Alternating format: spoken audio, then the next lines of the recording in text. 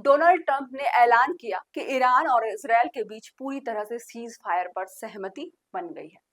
उन्होंने बताया कि अगले 6 घंटे में सीज फायर प्रभावी होगा और 24 घंटे बाद औपचारिक तौर पर युद्ध की समाप्ति हो जाएगी। आपको बता दो, ईरान और इसराइल के बीच में न्यूक्लियर वेपन्स को लेकर इसराइल ने पहले ईरान के ऊपर वॉर किया, ईरान ने फिर इसराइल के ऊपर वॉर किया और इस सब के बीच ट्रंप एकलौता ऐसा देश था जो कि अपनी कूटनीति चाल खेलता आ रहा था। ऐसे में ट्रंप ने वही काम किया जैसा आपने सुना होगा कि इंडिया और पाकिस्तान के बीच में जब सीज फायर लागू हुई तो ट्रंप ने खुलेआम ये चर्चा किया सोशल मीडिया आकर कि भारत और पाकिस्तान ने सीज फायर का ऐलान कर दिया है और ये ट्रेड वॉर है।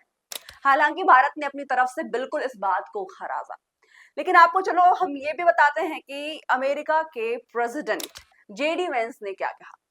जेडी वेंस ने ये कहा कि हम ईरान के साथ कतई युद्ध करना नहीं चाहते, ईरान के साथ हमारी कोई दुश्मनी नहीं है, हमें दुश्मनी है तो वो है कि ह्यूमैनिटी के खिलाफ जो खड़ा देश होगा।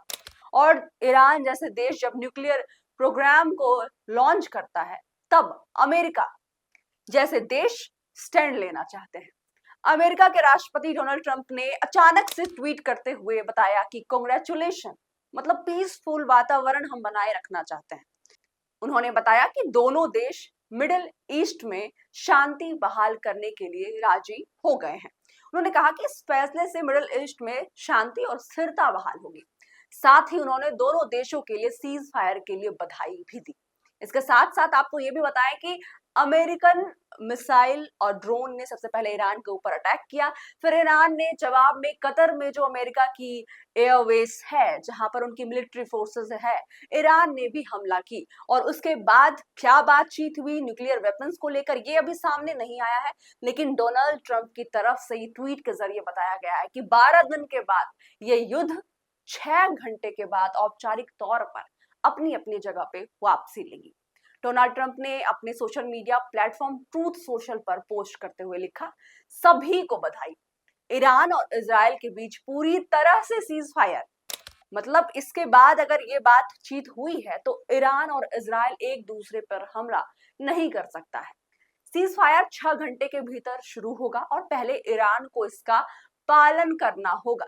ईरान की ओर से सीज फायर पर अमल करने के अगले 12 घंटे बाद इजराइल भी सीज फायर का पालन करेगा और 24 घंटे बाद युद्ध को औपचारिक तौर पर समाप्त माना जाएगा। यह युद्ध कई सालों तक चल सकता था और पूरे मिडिल ईस्ट को बर्बाद कर सकता था, लेकिन ऐसा नहीं हुआ। मैं ईरान और इजराइल को इसे खत्म करने की हिम्मत और समझदारी दिखाने के लिए बधाई देता हूँ। ईश्वर Iran, Israel, America, Middle East और पूरी दुनिया को आशीर्वाद दे, ये ट्रंप ने अपने ट्रूथ सोशल पे पोस्ट करते हुए लिखा।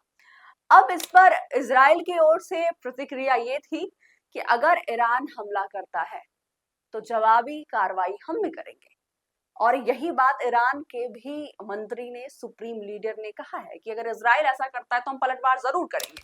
लेकिन ऑफिशियल क्या ये वो हम आपको बताते हैं कि डोनाल्ड ट्रंप ने तो ईरान और इजराइल के बीच सीज फायर की घोषणा कर दी है, लेकिन ईरान की ओर से अभी भी इसकी पुष्टि नहीं हुई है।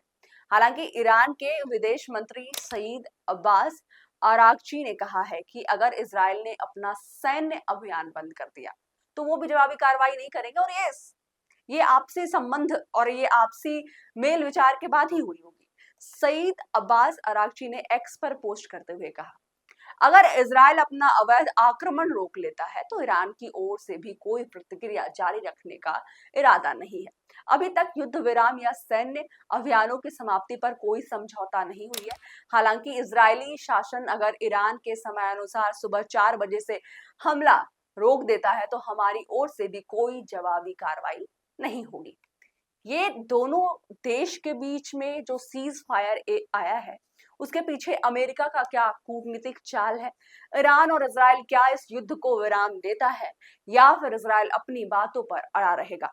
इन सब के बीच में ये देखने को मिला कि दोनों देश के बीच में ना तो इजराइल पीछे है ना ही ईरान पीछे है। दोनों के पास सैन्य ताकत की कमी नहीं है, बराबरी है। लेकिन इसमें जो पहलू और इक्का जिसके हाथ में था वो थे अमेरिका के डोनाल्ड ट्रंप, जो कि इन सब के बीच में चाल चल रहे थे।